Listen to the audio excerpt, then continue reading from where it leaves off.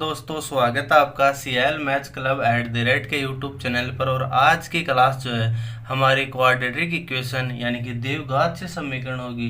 द्विघात का मतलब ही होता है यानी कि वह समीकरण जिसके दो घात हो, यानी कि चर की घात जब दो होती है। तो आज की क्लास जो है हम इसी के बारे में डिस्कस करने वाले, बहुत सारे बेसिक कॉन्सेप्ट, सभी प्रकार की थ्योरी को पढ़ेंगे। उसके बाद आने वाले 2 से 3 वीडियो में हम इन सभी के बेस्ट क्वालिटी ऑफ क्वेश्चन जो हम सोल्व करेंगे। उसके बाद इस टॉपिक से कोई भी चीज़ें आपकी शेष नहीं बचेगी। तो देखिए, सबसे पहले हम देखते हैं द्विघात समीकरण अपना क्या होता है। देखिए, इस तरह से आपके पास एक समीकरण होता है क्या, ax² प्लस का bx प्लस c बराबर 0।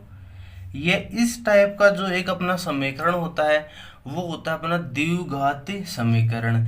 लेकिन ध्यान रखना, इस समीकरण में a बराबर कभी भी 0 जो है वो नहीं होना चाहिए।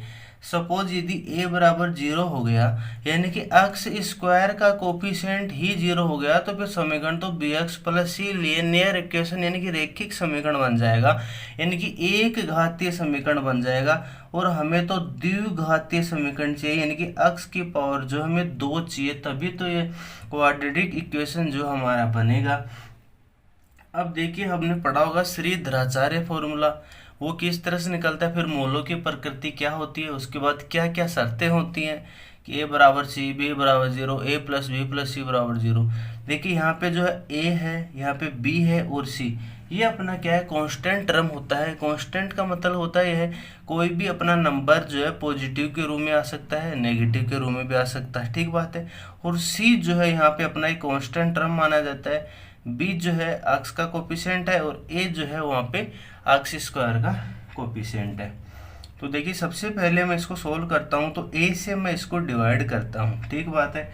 हम पहुँचेंगे मोलों की योग व मोलों के गुणनफल तक, यानी श्रीधराचार्य फॉर्मूला तक, प्लस b बाई में a x प्लस का c बाई में a बराबर में 0, ठीक बात है। हम यहाँ तक पहुँचेंगे, फिर देखना आगे x स्क्वायर प्लस का 2 b, अब हमने 2 से जो है इसको ऊपर नीचे मल्टीप्लाई जो है इसको हमने कर दिया बराबर c। क्योंकि हमें इस फॉर्मेशन में जो है इस समीकरण को लिखना है a प्लस बी का स्क्वायर, यानी कि a स्क्वायर प्लस का 2ab और प्लस का b स्क्वायर, इस वाली फॉर्म में जो हम लेके आएंगे, इस वाली चीज़ को हम इस वाली फॉर्म में लिखेंगे। तो 2 से हमने नीचे मल्टीप्लाई कर दिया। अब आप देखिए, एक्स स्क्वायर प्लस का 2bx अपॉन में 2a प्लस, अब देखिए b स्क्वायर अपॉन में 4a स्क्वायर को हम जोड़ देंगे, यानी कि b स्क्वायर बटे में 4a स्क्वायर को हमने जोड़ दिया। तो b स्क्वायर समीकरण को संतुष्ट करने के लिए b स्क्वायर अपॉन में 4a स्क्वायर को घटाना पड़ेगा और प्लस का c बाई में a बराबर 0, ये हमारा जो है चलता रहेगा, ठीक बात है। अब आप इसको ध्यान से देखेंगे तो ये क्या बन गया, x प्लस का b बाई में 2a का होल स्क्वायर, ठीक बात है, बराबर इस वाले माइनस को हम उस तरफ लेके जाएंगे तो क्या बन जाएगा, b स्क्वायर बाई में 4a square plus c by a, इस तरफ जाएगा तो माइनस का c बाई a अपना बन गया। देखना, a स्क्वायर हो गया, b square by 4a square हो गया और 2ab x अपॉन में 2a, ये बन गया, ठीक बात है। अब यहाँ से आप देखना x प्लस का b अपॉन में 2a, इसका हम कर देंगे स्क्वायर जो कि चल ही रहा है। यहाँ पे हम एलसीएम लेंगे क्या, 4a स्क्वायर क्या बन जाएगा अपना, b स्क्वायर माइनस का 4ac। अब जो है यदि हम इसका स्क्वायर हटाना चाहते हैं, सॉरी दोस्तों, यदि हम अब इसका स्क्वायर हटाना चाहते हैं तो क्या बन जाएगा यहाँ, तो ये बन जाएगा अपना x प्लस का b अपॉन में 2a बन जाएगा, बराबर हो जाएगा, इसका ले लेंगे हम क्या, अंडर रूट, तो अंडर रूट लेंगे तो प्लस माइनस में जाएगा अपना b स्क्वायर माइनस का 4ac अपॉन में 4a स्क्वायर, ठीक बात है। अब देखिए, तो x प्लस का b अपॉन में 2a बराबर plus minus under root b square minus का 4ac, ठीक बात है। ये हो गया अपना 4ac और बट्टे में 2a। ठीक बात है, ये बाहर आएगा तो अपना 2a हो जाएगा। अब ये ले लीजिए, अक्स बराबर हम निकालेंगे तो क्या बचेगा अपना माइनस का b अपॉन में 2a plus minus under root B square minus का 4ac बट्टे में 2a आप यहाँ पे एलसीएम लेंगे तो क्या बचेगा, अक्स बराबर माइनस का b plus minus under root B square minus का 4ac। और यही तो है सबसे करामात चीज़ जिसको हम श्रीधराचार्य फॉर्मूला बोलते हैं। यदि आप वीडियो आपको पसंद आ रहा है तो वीडियो को लाइक और चैनल को सब्सक्राइब अवश्य कीजिए। देखिए ये ही अपना श्रीधराचार्य फॉर्मूला है, अक्स बराबर माइनस का b plus minus under root B square minus 4ac upon में 2a। ये है इसका अक्स बराबर जो है माइनस का b प्लस माइनस दो मूल निकलेंगे। एक वैल्यू जो है वो हमारी अक्स के साथ पॉजिटिव में होगी और एक वैल्यू नेगेटिव में होगी, यानी कि अक्स बराबर माइनस का b plus under root B square minus का 4ac अपॉन में 2a। एक वैल्यू अपनी ये होगी और अक्स की एक वैल्यू, क्योंकि अक्स के दो मान होंगे, क्योंकि अक्स द्विघातीय समीकरण है, अक्स की क्या है अपनी दो घात है तो इसके दो मूल होंगे, यानी कि इसके दो मान होंगे जिसका रखने पर जो इसका मान शून्य हो जाएगा। ये जो है इस द्विघात समीकरण है। अक्स बराबर यदि हम इस समीकरण में किस में ax square plus B X plus C बराबर 0 में ये वाला रखो या फिर x बराबर ये रखो, दोनों जब आप उसमें रखेंगे तो वह द्विघात समीकरण 0 के बराबर अपना होगा। यदि मैं ऐसा मान लेता हूं कि ये जो अक्स है ये अपना क्या है द्विघात समीकरण के दो मूल ले लेते हैं, ये अपना अल्फा मूल हो गया और यह वाला जो है वो बीटा मूल हो गया, यानी कि द्विघात समीकरण है उसके मैं दो मूल लेता हूँ। एक मूल को मैं अल्फा मानता हूँ जिसकी वैल्यू माइनस का b plus under root B square minus का 2a है, और एक मूल को मैं बीटा लेता हूँ जिसका मान माइनस का b minus under root B square minus 4ac upon में 2a अपना है। तो अब आप देखना यदि आप इन दोनों मूलों को जोड़ते हो यानी कि अल्फा प्लस बीटा जब आप करेंगे तो देखना इन दोनों मूलों को हमें जोड़ना है, तो क्या नीचे एलसीएम में अपना 2a आएगा या नहीं आएगा। इन दोनों को जब आप जोड़ेंगे तो इस वाले टर्म से इस वाला टर्म कट जाएगा, माइनस b और माइनस b क्या हो जाएगा माइनस का 2b, यानी कि जब अल्फा प्लस बीटा जब आप करोगे यानी कि द्विघात समीकरण के दो मूल हमने लिए, एक मूल अपने अल्फा लिया दूसरा मूल अपने बीटा लिया, जब आपने मूलों का योग किया तो वो आया अपना माइनस का b बाई में a। तो a क्या आया यहाँ पे, a आया अक्स स्क्वायर का कोफिशिएंट और जो b निकल के आया केवल b वो आया हमारा अक्स का कोफिशिएंट। ठीक बात है, यानी कि मूलों का योग है वो क्या हो गया माइनस का b बाई में a, जो कि एक इम्पोर्टेंट रिजल्ट है। ठीक बात है। दूसरी बात देखिए यदि आप इन दोनों मूलों का जो गुणनफल कर देते हैं, एक मूल अक्स जिसका मान ये रहा, एक मूल बीटा जिसका मान ये रहा, दोनों की यदि आप मल्टीप्लाई कर देंगे तो आप देखना a square minus B square, तो बी स्क्वायर कटेगा, ये आएगा 4ac अपॉन में 2a, तो इस तरह कटेगा, ये अपना बन जाएगा अपना क्या c बाई में a। आप दोनों की मल्टीप्लाई करके देखना, यानी कि इन दोनों के मूलों का जो गुणनफल है वो आ गया अपना c बाई में a। अब जो है यहाँ से मूलों की प्रकृति वगैरह जो सभी चीज़ें शुरू होंगी उनको हम जो है एक एक करके जो अब देखेंगे। ध्यान रखना एक द्विघात समीकरण अपना क्या है, a एक्स स्क्वायर प्लस का बी एक्स प्लस का c बराबर 0। यह है यदि अपना एक द्विघात समीकरण है तो इस द्विघात समीकरण के मूलों का जो योग आया वो आया माइनस का b बाई में a, यानी कि माइनस अक्स का कोफिशिएंट बट्टे में अक्स स्क्वायर का कोफिशिएंट, मूलों का गुणनफल जो आया वो निकल के आया अपना c बाई में a। तो अब हम मूलों की प्रकृति की तरफ आगे बढ़ते हैं। देखिए हमारे पास क्या निकल के आया, हमारे पास दो मूल निकल के आए, एक मूल अपने पास निकल आया अपना क्या अल्फा, दूसरा बीटा, और इसका मान क्या निकल के आया, तो आप कहेंगे सर माइनस का b और प्लस माइनस का under root B square minus का 4ac अपॉन में 2a। ये जो हमारा एक रिजल्ट जो है वो निकल के अपने सामने आया। अब देखिए किस तरह से यहाँ से हम बहुत सारे रिजल्ट जो हैं वो प्रोड्यूस करेंगे। तो आप देखें सभी को जो है एक एक करके आप देखते रहेंगे। हम यहाँ पे टोटल 4 रिजल्ट जो है लिखेंगे और चारों के चारों रिजल्ट जो है वो अपने आप में बहुत ही ज़्यादा इम्पोर्टेंट होने वाले हैं और यहाँ से आपके एग्जाम में बहुत ही ज़्यादा क्वेश्चन जो है बनते हैं। ठीक बात है। अब देखिए ये 2 मूल मैंने आपको बताया था, मूलों का योग अपना क्या रहा था, अल्फा प्लस का बीटा माइनस का बी बाई में ए रहा और गुणनफल जो अल्फा बीटा रहा वो अपना सी बाई में ए रहा। यह बात आपको याद हो जानी चाहिए आज के इस वीडियो में। माइनस का B plus minus under root B square minus 4ac upon में 2a। अब आप मुझे ये बताइए कि ये जो बी स्क्वायर माइनस 4ac है इसको जो है हम डी से रिप्रेजेंट कर देते हैं। ठीक बात है। तो डिनोमिनेटर इसको बोला जाता है, यानी कि जो यदि हमारे ये जो बी स्क्वायर है ना, बी स्क्वायर माइनस का 4ac, ये हमारा यदि 0 से बड़ा है, यानी कि अपना बी स्क्वायर माइनस का 4ac जो है, यानी कि बी स्क्वायर माइनस का 4ac 0 से बड़ा है,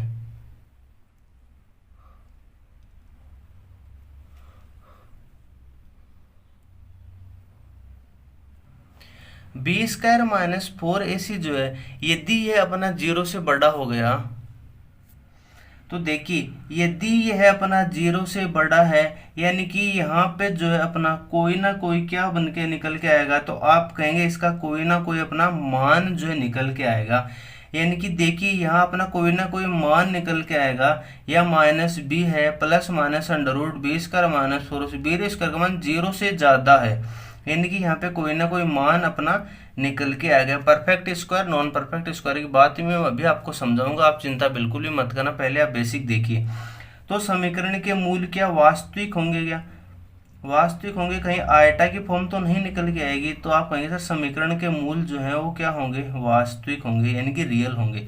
कैसे, बी स्क्वायर माइनस 4ac इसका मान 0 से जो है वो ज़्यादा है,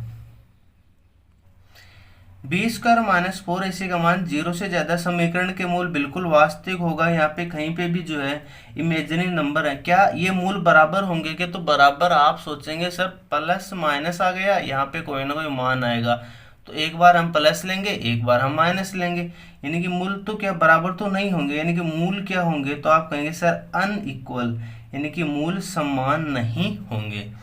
अब आप मुझे यह बताइए कि यदि बी स्क्वायर माइनस का 4ac जो है वो 0 के बराबर हो जाए, यानी कि बी स्क्वायर माइनस 4ac जो है वो अपना 0 के बराबर हो जाए, यानी कि इस वाली टर्म का मान ही यदि 0 हो जाए, तो अल्फा बीटा क्या हो जाएगा, माइनस का बी बाई में। अब बी और ए का मान कुछ भी रखो, दोनों मूल समान ही तो आएंगे, यानी कि मूल अब भी वास्तविक होंगे, कहीं कोई आयटा की फॉर्म नहीं बनेगी, यानी कि मूल अब भी जो है वो हमारे क्या होंगे, रियल तो होंगे, लेकिन मूल क्या हो जाएंगे, अपने इक्वल हो जाएंगे। ये बात आप ध्यान रखना। यानी कि बी स्क्वायर माइनस 4ac देखना इसी का मान 0 हो गया, तो सिंपली आप सोचिए कि इस ऋणाचार्य में जो इस वाली टर्म का मान 0 हो गया, तो बचेगा क्या, माइनस बी बाई में 2a, प्लस माइनस वाला तो कॉन्सेप्ट ही खत्म हो गया, तो माइनस बी बाई में 2 तो सुबह तो वो मूल तो वास्तविक आना ही है, प्लस बराबर भी आएगा। आपको रटना नहीं है, जब भी आपके पास इस तरह की कंडीशन जो अभी मैं बता रहा हूँ आएंगी, तो आपको सबसे पहले श्री धराचार्य फॉर्मूले को ही दिमाग में रखना है, माइनस का B plus minus under root B square minus 4ac, दिमाग में आएगा यार बी स्क्वायर माइनस 4ac का मान 0 से ज़्यादा है, अच्छा जी, तो मतलब कुछ ना कुछ मान होगा, तो मूल प्लस माइनस के साथ आना ही है, अनइक्वल होंगे, वास्तविक अपना होना ही है।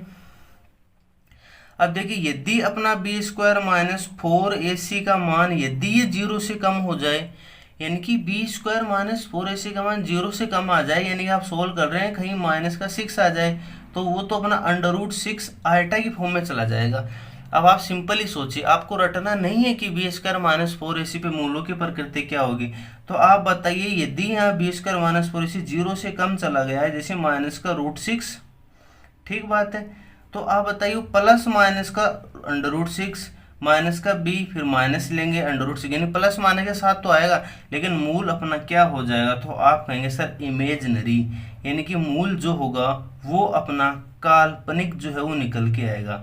यानी कि आयटा की फॉर्म बन जाएगी, कब बन रही है, जब बी स्क्वायर माइनस 4ac का मान 0 से अपना क्या कम अपना बन गया। मूल बराबर होंगे क्या, आप कहेंगे मूल तो बराबर नहीं होंगे, क्योंकि क्या प्लस माइनस के साथ तो अपना आएगा ही। बी स्क्वायर माइनस 4ac का मान 0 से कम हुआ है, यानी कि आयटा वाली फॉर्म बनी है, तो मूल ऐसा भी तो आ सकता है क्या कि जैसे यहाँ पे आ जाए 2 प्लस का रूट 3 आयटा बटे में 2 और 2 माइनस का रूट 3 आयटा बटे में 2, प्लस माइनस के साथ तो फिर भी आएगा, ठीक बात है। अब देखिए एक स्पेशल कंडीशन और जो है वो अपनी बनती है, यानी कि बी स्क्वायर माइनस का 4ac जो है इसका मान 0 से ज़्यादा है। तो आप कहेंगे यह क्या बकवास है सर, ये तो नंबर 1 पे हमने करवा ही दिया। अब देखिए इन्हीं दोनों के बारे में मैं एक चीज़ और ऐड करता हूँ। आप मुझे बताइए बी स्क्वायर माइनस 4ac जो है ये 0 से तो ज़्यादा हो, लेकिन ये इसका मान जो है ना वो एक परफेक्ट स्क्वायर हो। परफेक्ट स्क्वायर होने का मतलब यह है, यानी कि इसका मान जो है यदि वो एक पूर्ण वर्ग आ जाए तो वो क्या बनेगा, इसके मूल बी स्क्वायर माइनस 4ac का मान सपोज कि 9 आ गया, ठीक बात है।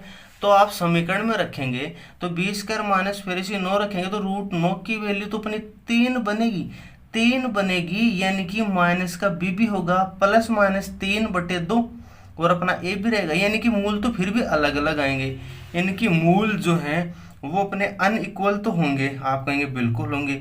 और क्या वो मूल रियल होंगे, आप कहेंगे बिल्कुल मूल रियल भी होंगे, मूल अनइक्वल भी होंगे, लेकिन मूल जो है वो रेशनल भी होंगे, क्योंकि उनको हम p बटे क्यों की फॉर्म में जो है लिख सकते हैं। रेशनल का मतलब हो गया जिन मूलों को हम p बटा क्यों के रूप में जो है लिख सकते हैं। लेकिन आप मुझे ये बताइए कि यदि B square minus 4ac greater than 0 तो अपना है, लेकिन ये परफेक्ट नंबर नहीं है, परफेक्ट स्क्वायर नहीं है, यानी कि पूर्ण वर्ग नहीं है, यानी कि जैसे under root B square minus 4ac को हम सोल्व कर रहे हैं और इसका मान हमारे पास निकल के आ गया क्या, root 5, B square minus 4ac root 5 निकल के आ गया। तो आप मुझे ये बताइए कि जैसे यहाँ पे तो रूट 5 निकल के आ जाएगा, यहाँ पे प्लस माइनस का माइनस बी अपॉन में 2a, या इस तरह से होगा। तो अब आप मुझे बताइए क्या इसको मैं p बटे क्यों के रूप में लिख सकता हूँ, आप कहेंगे सर मूल तो रियल होगा, आप कहेंगे बिल्कुल, ये तो तब की बात है जब परफेक्ट स्क्वायर है, और यदि परफेक्ट स्क्वायर मूल नहीं होंगे तब उस समीकरण के मूल क्या रियल होंगे, तो आप कहेंगे रियल तो होंगे, क्योंकि आयटा जैसी तो कोई फॉर्म ही नहीं बनी। क्या इसके मूल अनइक्वल होंगे, तो आप कहेंगे सर बिल्कुल होंगे, क्यों, क्योंकि यहाँ पे आप देखिए प्लस माइनस लेंगे तो एक बार हम प्लस लेंगे एक बार माइनस लेंगे, मूलों की प्रकृति अब भी तो अनइक्वल रहेगी। लेकिन आप बताइए क्या रेशनल हो गए या इरेशनल, तो आप कहेंगे सर इरेशनल हो जाएंगे, यानी कि अपरिमेय मूल अपने कहलाएंगे। अपरिमेय मूल यानी कि वे मूल होते हैं जिनको p बटा क्यों के रूप में नहीं लिखा जाएगा, यानी कि यहाँ पे आप देखें ना रूट 5 आ गया तो ये इसको जो है खुद ही अपना अपरिमेय हो गया, तो p बटा क्यों के रूप में नहीं लिखा जाएगा। अभी मैंने आपको बताया बी स्क्वायर माइनस 4ac जो एक परफेक्ट स्क्वायर आ जाए, यानी कि जैसे 9 आ गया तो 9 को हम 3 लिख देंगे, तो माइनस का b प्लस माइनस का 3 बटे में 2a। तो यहाँ से यदि आप कोई भी मान एबीसी का रियल रखेंगे तो मान लेते हैं वो 6 बटा 5 आ जाएगा, 7 आ जाएगा, तो 7 के नीचे 1 लेके ये p बटा क्यों के रूप में तो फिर भी लिखा जा सकता है, और ये p बटा क्यों के रूप में ऑलरेडी आ रहा है, यानी कि p बटा क्यों के रूप में जिसको लिखा जा सके वो अपना क्या हो जाएगा, इसके मूल रेशनल हो जाएंगे, परिमेय मूल हो जाएंगे। देखिए फिर से मैं आपको याद दिला दूं सभी चीजें, alpha beta B square minus 4ac बराबर 0 से यदि ये बड़ा है, ठीक बात है, तो मूल वास्तविक और अनिक्वल होंगे। यदि परफेक्ट स्क्वायर नंबर है तो जैसे रूट 9 आ गया तो 3 हो जाएगा उसका पूर्व स्क्वायर रूट, तो आप देखेंगे सर प्लस मान के साथ तो आएगा, मूल वास्तविक भी होंगे अनिक्वल भी होंगे, लेकिन क्या हो जाएंगे अपना रेशनल हो जाएंगे, परिमेय हो जाएगा, p बटा क्यों के रूप में लिखा जाएगा। यदि वो परफेक्ट स्क्वायर नंबर जो है अपन नहीं रहेगा तो क्या बन जाएगा अपना मूल जो है इरेशनल हो जाएगा, जैसे रूट 5 अभी आया तो ये परफेक्ट स्क्वायर तो है नहीं √5, तो क्या इरेशनल हो जाएगा। लेकिन मूल तो रियल भी रहेंगे, अनइक्वल भी रहेंगे, क्योंकि प्लस माइनस तो अभी भी साथ चलेगा। दूसरी बात, यदि समीकरण के मूल b² - 4ac बराबर 0 हो जाए तो मूल वास्तविक होंगे। आप कहेंगे सर बिल्कुल वास्तविक ही होंगे। और क्या मूल समान होंगे? बिल्कुल यहाँ पे समान हो जाएंगे, क्योंकि ये वाला कॉन्सेप्ट ही खत्म हो गया। तो माइनस का b/2a है। अब b और a का कोई भी रियल मान रखेंगे तो मूल जो हमेशा क्या होंगे? इक्वल ही आएंगे। b² - 4ac 0 से कम हो गया तभी तो मूल इसके अनुकूल, तभी इसके मूल जो केवल इमेजिनरी होंगे, यानी कि आयटा की फॉर्म तभी बनेगी जब b² - 4ac जो 0 से कम हो जाएगा, तभी इसके मूल इमेजिनरी बनेंगे। लेकिन क्या अनइक्वल ही रहेंगे? आप कहेंगे बिल्कुल, क्योंकि -1 -2 0 से कम बनने पे भी तो आयटा का मान प्लस माइनस के साथ लिखा जाएगा अपना। ठीक बात है, ये अपना हो गया। अब चलिए हम कुछ एक कंडीशन जो है वो और देखेंगे, और वो वाली कंडीशन भी बहुत ही ज़्यादा शानदार।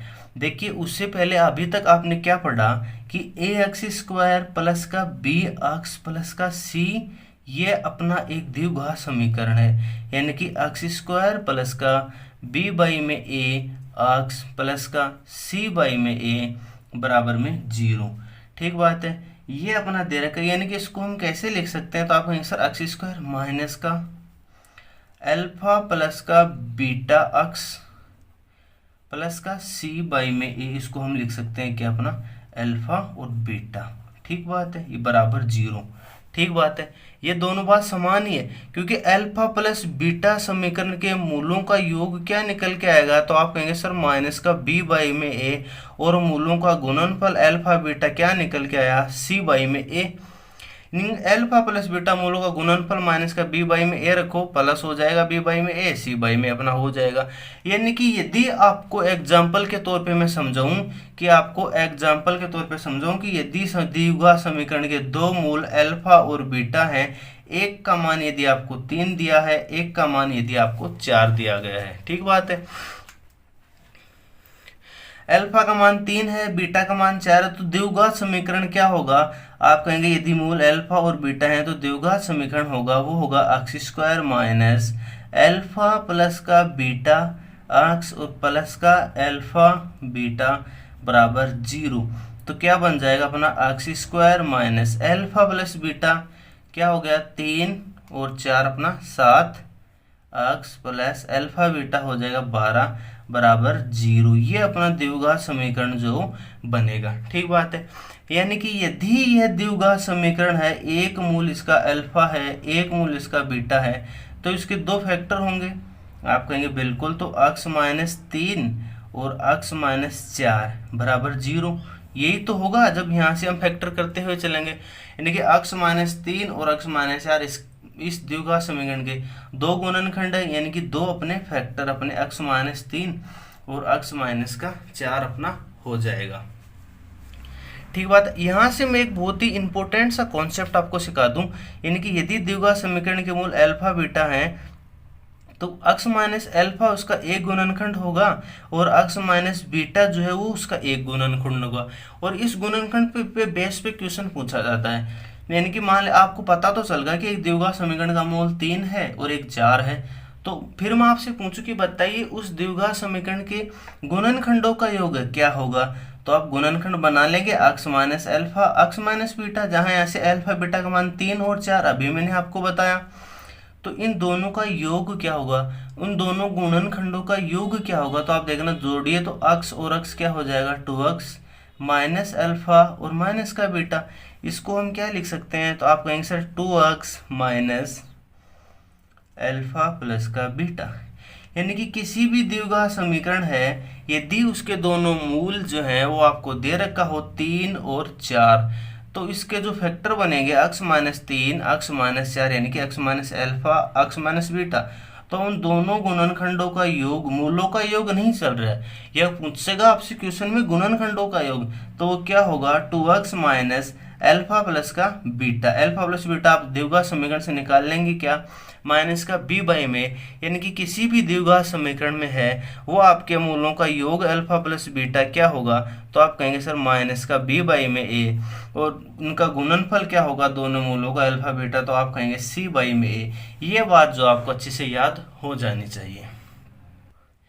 अब आप देखिए बहुत ही धमाकेदार धमाकेदार कॉन्सेप्ट जो आपके सामने निकल के आएंगे। सबसे पहले मैं लिख रखता हूं अपना द्विघात समीकरण, जो कि अभी तक आप पढ़ के आ रहे हैं, ए एक्स स्क्वायर प्लस का बी एक्स प्लस का सी बराबर 0। अब लेंगे हम इसके डिफरेंट डिफरेंट केस, यानी कि क्या होने पे क्या हो जाएगा। बिल्कुल ठीक सुन रहे हैं आप, डिफरेंट डिफरेंट केस। तो सबसे पहला पॉइंट मैं ये लेता हूँ, ठीक बात है, कि इसके दो मूल आएंगे। एक मूल इसका अल्फा होगा जी सर, एक मूल इसका बीटा होगा। समझ पा रहे हैं? दोनों मूलों का योगफल क्या होगा, अल्फा प्लस बीटा क्या होगा, माइनस का बी बाई ए होगा, और अल्फा बीटा होगा वो क्या होगा अपना सी बाई में ए। मैं ये बार बार फिर बता रहा हूँ आपको ताकि आपको रट जाए, ताकि हम क्वेश्चन करें तो बहुत अच्छे से आपको समझ में आने लगे। देखिए पहली कंडीशन मैं अपना क्या लूंगा कि यदि दोनों मूल जो है एक दूसरे के व्युत्क्रम में, यानी कि एक मूल इस द्विघात समीकरण का दो मूल होगा तो एक मूल जो है वो दूसरे का व्युत्क्रम हो। मैं यहाँ पे 4 कंडीशन बताऊंगा और चारों कंडीशन आपके एग्जाम में इतने क्वेश्चन बनते हैं जो आप सोल्व करेंगे तब आपको पता चलेगा। एक मूल दूसरे का व्युत्क्रम हो, यानी कि यदि एक मूल उस द्विघात समीकरण का अल्फा है तो दूसरा मूल उसका व्युत्क्रम है, यानी कि 1 में अल्फा होना चाहिए। ठीक बात है, एक द्विघात समीकरण का मूल अल्फा है, एक मूल दूसरे का व्युत्क्रम है तो दूसरा मूल 1 में अल्फा अपना हो गया। तो देखना हम रखते हैं इन दोनों मूलों का गुणनफल निकाल लेते हैं, तो हम अल्फा बट्टे में 1 में अल्फा, दोनों मूलों का गुणनफल होता है क्या अपना सी बाई में ए, दोनों मूलों का गुणनफल होता है सी बाई में ए, अल्फा से अल्फा कटेगा, एक बराबर होगा अपना सी बाई में ए, यानी कि ए बराबर सी। ये अपनी एक स्टैंडर्ड कंडीशन निकल के आई जो कि आपको याद रखना है। ठीक बात है, ये वाली बात जो आपको याद रखनी है, यानी कि जब किसी भी द्विघात समीकरण में जो है एक मूल दूसरे मूल का व्युत्क्रम हो तो ए बराबर सी कंडीशन हमें अप्लाई कर देनी है और आपका उत्तर निकल जाएगा। पहली बात तो सीधा थ्योरी से क्वेश्चन बना लेता है कि द्विघात समीकरण का एक मूल दूसरे मूल का व्युत्क्रम है तो निम्न में से सही है। ऑप्शन बना देगा बी स्क्वायर बराबर 4ac, बी बराबर 0, ए प्लस बी प्लस सी बराबर 0 और ए बराबर सी। तो ए बराबर सी, यदि ए बराबर सी होने का मतलब है ये ए हो गया, ये अपना सी है, यदि दोनों बराबर हो जाते हैं तो एक मूल दूसरे मूल का व्युत्क्रम होगा। आप एग्जाम्पल ले लेके जो है इनके आप अच्छे से एनालाइज कर लेना। ठीक बात है। पॉइंट नंबर 2,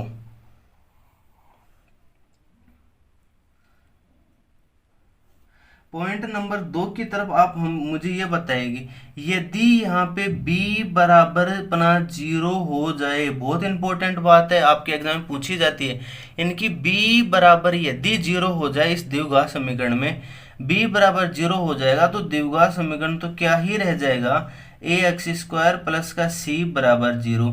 एग्जाम्पल के लिए मैं आपको समझाऊं, जैसे कि एक्स स्क्वायर माइनस का 2 बराबर 0, तो यहाँ एक्स स्क्वायर का कोफिशिएंट तो 0 है तो एक्स स्क्वायर बराबर क्या होगा अपना 2, तो एक्स बराबर क्या हो जाएगा, आप कहेंगे सर प्लस माइनस का √2। यानी कि यदि b बराबर 0 हो जाए तो उस समीकरण के जो दो मूल होंगे, एक मूल अल्फा होगा तो दूसरा मूल माइनस अल्फा होगा। यानी कि ये दोनों मूल जो हैं यदि मैं इनका मैग्नीट्यूड लेता हूँ, यानी कि इनका परिमाप लेता हूँ, तब तो ये दोनों मूल बराबर ही होंगे, यानी कि परिमाण में तो बराबर है लेकिन चिन्ह में विपरीत होंगे। कब? जब b बराबर 0 लेने पर, यानी कि समीकरण के जो मूल होंगे वो क्या होंगे, परिमाण में तो अपने बराबर होंगे। और ये सीधा सीधा क्वेश्चन पूछा जाएगा आपके कि मूल परिमाण में तो जो है वो बराबर हो लेकिन चिन्ह में विपरीत हो, लेकिन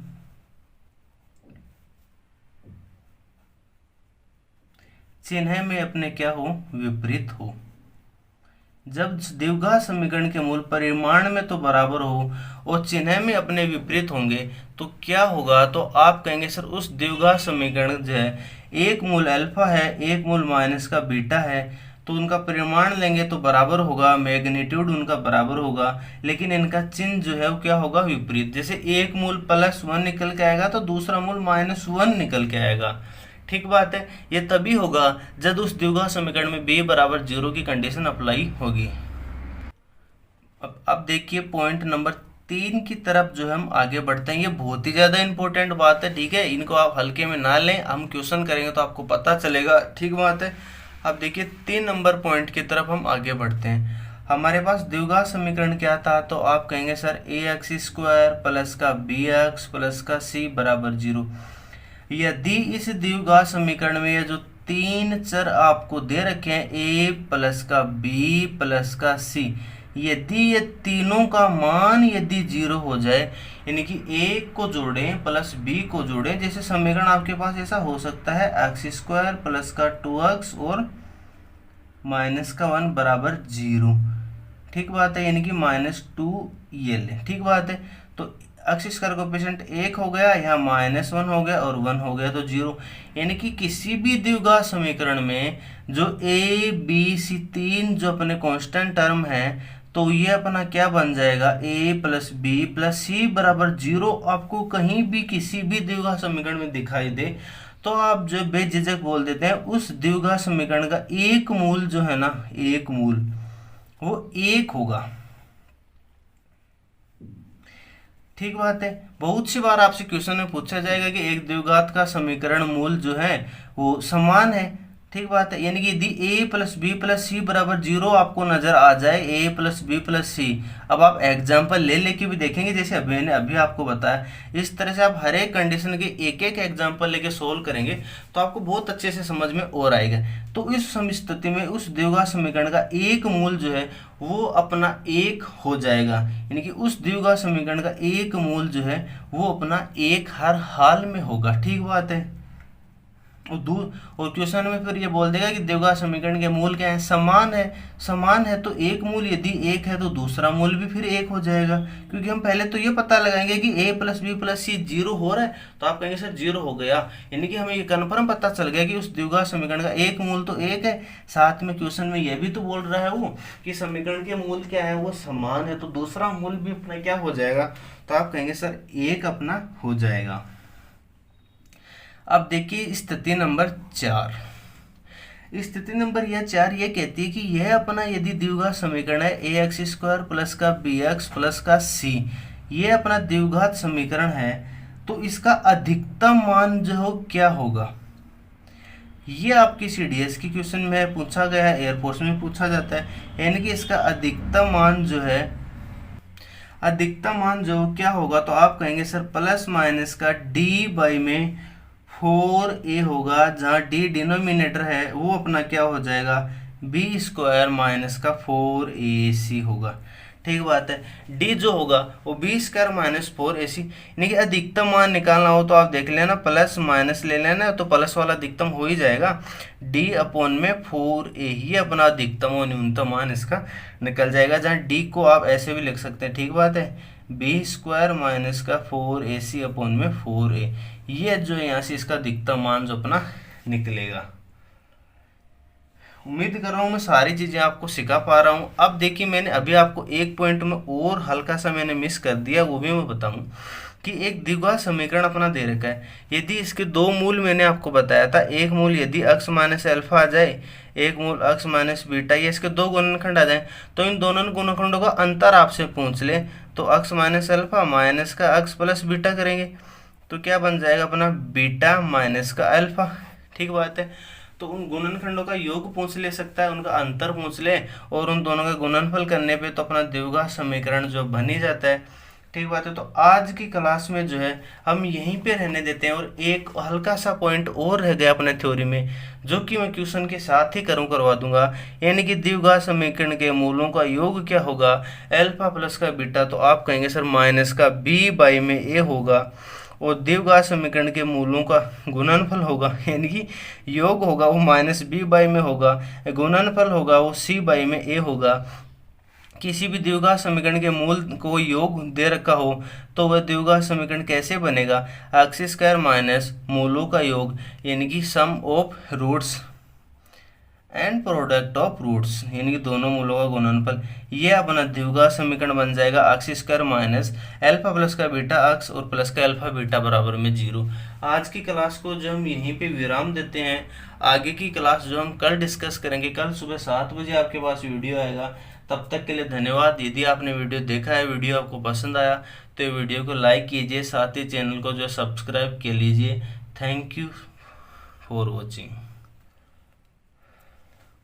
आप जो इसका स्क्रीनशॉट जो भी जो एज ए नोट्स के रूप में जो आप ले सकते हैं। देखिए, एक मूल दूसरे मूल का व्युत्क्रम कब होगा? जब a बराबर c होगा। b बराबर 0 होने पे मूल परिणाम में बराबर हो जाएगा, लेकिन चिन्ह में विपरीत हो जाएगा। यदि a plus B plus C बराबर 0 हो जाएगा तो एक मूल इसका हमेशा 1 हो जाएगा। ax और द्विघात समीकरण का अधिकतम मान प्लस माइनस dy में 4a होगा।